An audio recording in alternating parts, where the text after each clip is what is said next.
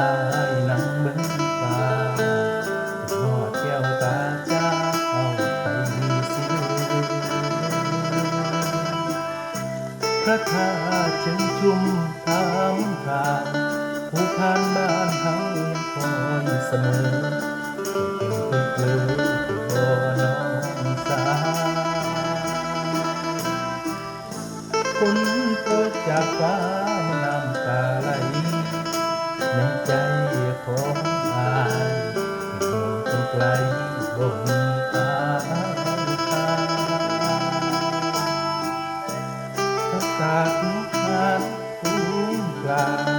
ชวนกันพาลอยล่องลำตาย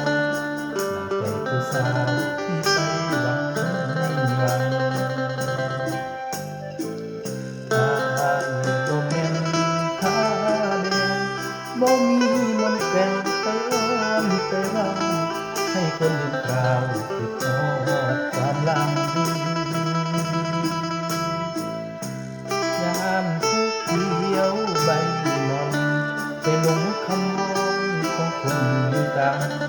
ยามเขาได้น้ำไปใส่ต้มยำฟ้างามยามแลงทางทุ่งมองน้ำเป็นสีส้มสนใจกำนกไปบอกคนงามเจ้าสีทานวลของอายฉันบ่ลืมไหลหักและถ้อยคำให้กับลำ